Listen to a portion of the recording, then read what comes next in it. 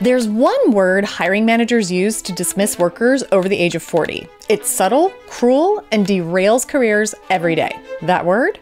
Overqualified. But here's the thing, you can turn it around and I'll show you how. When companies see someone over 40, they often make snap judgments. Questions pop up into their heads like, will they ask for more money than we can afford? Or can they adapt to the way we do things? Sometimes they even worry that hiring someone more experienced might make their managers look bad. These unspoken fears can feel like a wall that you can't climb. But here's what I've learned after years of working with hiring managers and job seekers. These biases aren't the end of your career. They're just assumptions. I'm going to show you the exact phrases and strategies that you can use to address age bias before it ever becomes an issue.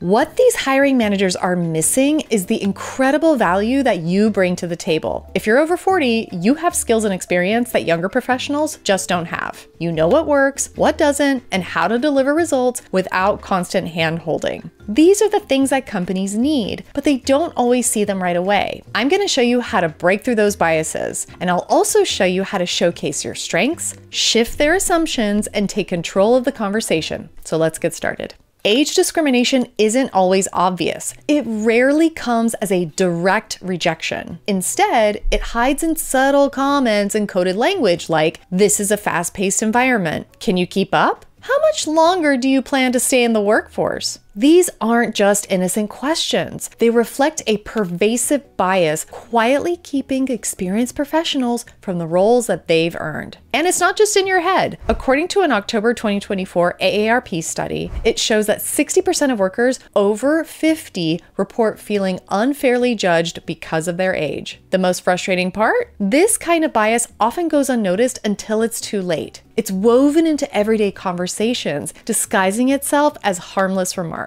But here's the good news. Once you recognize what's happening, you can flip the script. You can take back control by learning the corporate code. When age bias feels like it's holding you back, remember this. By owning your experience and reframing it, you're not just a job candidate. You're the solution to the problem that they didn't know that they had. You hold the power to reshape your career narrative by overcoming bias and secure the role that you deserve. So what's really happening behind the scenes? I've been in the room where hiring decisions are made. I've heard the conversations that hiring managers never say out loud. The behind the scenes discussion that happens after the interview ends. It's not always about what they say directly. Sometimes it's about what they imply. You'll hear things like, "We need more energy on the team," or "This role might not be a cultural fit." Now, these are just polite ways of saying, we're not interested in hiring someone with more experience. But here's the thing, it's rarely about your actual skills and qualifications. Instead, it's about their own fears. Many hiring managers, especially younger ones, feel intimidated by candidates who have more experience than they do. They worry that you'll challenge their authority, cost more than they can budget, or leave the role sooner than they'd like. And here's the thing. These assumptions aren't a reflection of you. They're a reflection of their insecurities. And the real loss isn't just yours, it's theirs too. By dismissing experienced professionals, they're passing on someone who could truly transform their team or their business. So, how do you handle these biases? For many, the instinct is to hide their age, trim the resume, leave out dates, or downplay experience to, quote, blend in. But let me tell you, that's not the entire answer. Hiding who you are only reinforces their bias. Now, do I think you should remove some of your experience from your resume? Yes. Your resume should tell your story of the relevant experience you have that brought you to where you are today, and that is relevant to the job that you're applying to. You don't have to list out every job you've ever had, because a job you had, let's say 25 years ago, may not be as relevant as what you've done in the past 15 years. Show them how your experience is exactly what they need. Reframe their assumptions. Help them see your expertise not as a liability, but as a unique strength that can elevate their team. Here's how. If they think you're overqualified or that you might leave soon, shift the narrative. Highlight your ability to hit the ground running and deliver results faster than anyone else. Show them that you're not a risk. If they assume that you're out of touch with modern trends, prove them wrong. Share how you've stayed ahead of the curve, whether it's through mastering the latest tools, earning certifications, or implementing innovative strategies in your past roles. Confronting age bias head-on may feel daunting, but here's the truth. When you reframe your experience and tackle concerns proactively, you flip the script. This isn't about guessing in interviews. It's about going in prepared with a strategy that turns their doubts into confidence in you. And here's the thing, this doesn't happen by chance. It takes strategy. You need to go into every interview prepared, not just to answer questions, but to guide the conversation. Know how to position your experience as a value add. Be ready to tackle those biases before they even have a chance to surface. Here are some actionable strategies that you can use to beat ageism. Number 1, proactively address biases in interviews. Tackle bias before it arises. During interviews, ask open-ended questions like, is there any area where I could elaborate on how I could approach this role? This gives employers the chance to voice their concerns while you reframe them constructively. This simple question gives employers a chance to surface any concerns that they have, concerns that you can then reframe in a constructive and positive way. By addressing potential biases directly, you position yourself as confident, prepared, and solutions focused. For example, imagine you're in an interview for a project management role and you sense the interviewer might perceive your extensive experience as a potential overqualification. Here's how you address it. When they ask about your ability to adapt to a fast-paced environment, respond with something like this. I completely understand the importance of adaptability in a dynamic setting. In my previous role at insert company name, I led a cross-functional team during a high-pressure product launch. Not only did we meet our deadline, but we also implemented a new agile process that increased our team's efficiency by 25%. I found that my experience allows me to hit the ground running and quickly identify opportunities for improvement, ensuring seamless integration into any team environment. Now, this response achieves several things. First, it acknowledges any potential biases. You address the adaptability concern directly. Second, it reframes your experience as a strength. By highlighting specific outcomes, it shows how your expertise translates into actionable results. And last, it reassures without being defensive. The example demonstrates your value without focusing solely on the interviewer's potential biases. This kind of response not only reframes the conversation, but also positions you as a confident, results-driven candidate. Now, if you've made it this far, it's clear you're serious about leveling up your job search and career skills. So do yourself a favor, hit the subscribe button and turn on notifications. That way you won't miss any of the strategies, tips, or insider advice that I share in any future videos.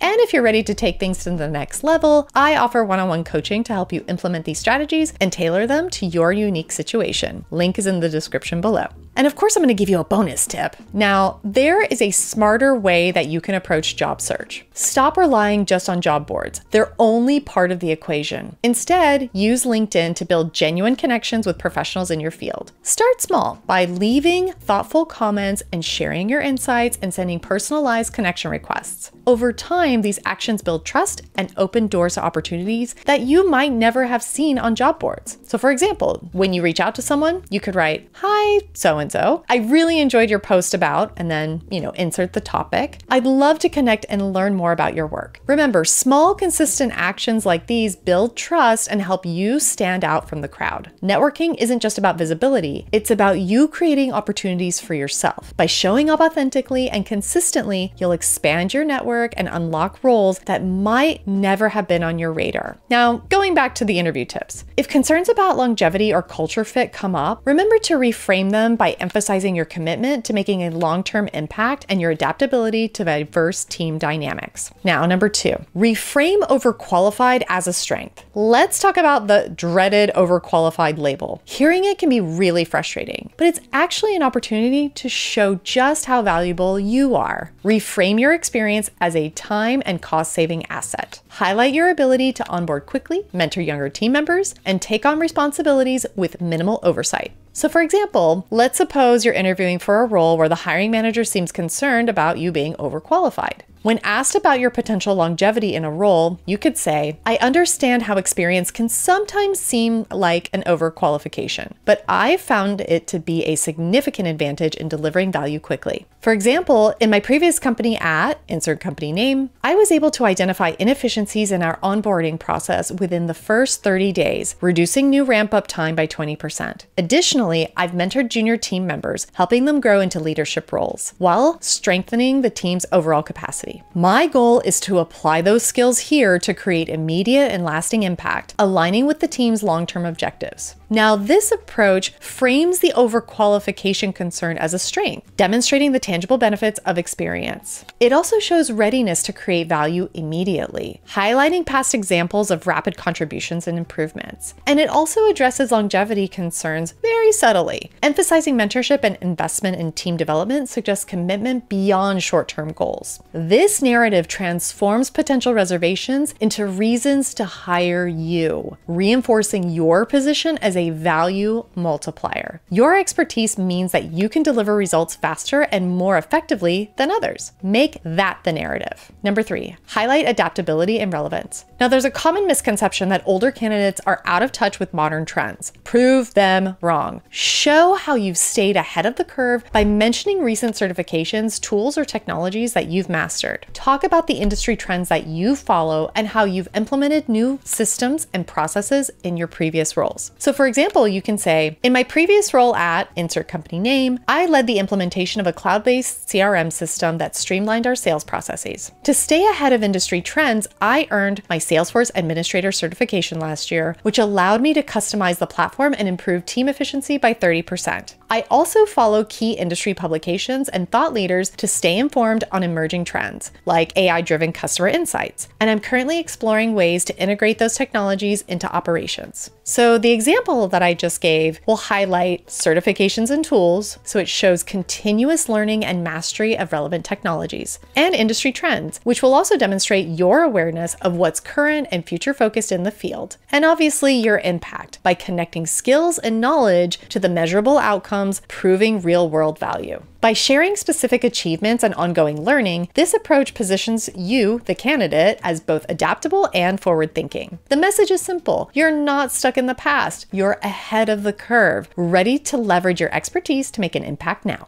Ageism in hiring is real. It's everywhere, and it's keeping a lot of experienced professionals from landing the opportunities that they deserve. But here's the most important takeaway. You are not powerless. By addressing concerns directly, reframing your experience as a strength, and demonstrating your adaptability, you can completely shift the conversation in your favor. Your experience isn't a liability, it's your greatest asset. It sets you apart from the competition and makes you an invaluable candidate. And the truth is, many hiring managers don't fully appreciate the value of experience until you show them. That's your edge. By combining your years of expertise with the strategies that I've shared today, you'll position yourself as someone they simply can't afford to overlook. Now, if you're looking for even more insider tips and strategies, check out this next video where I reveal more secrets recruiters don't want you to know.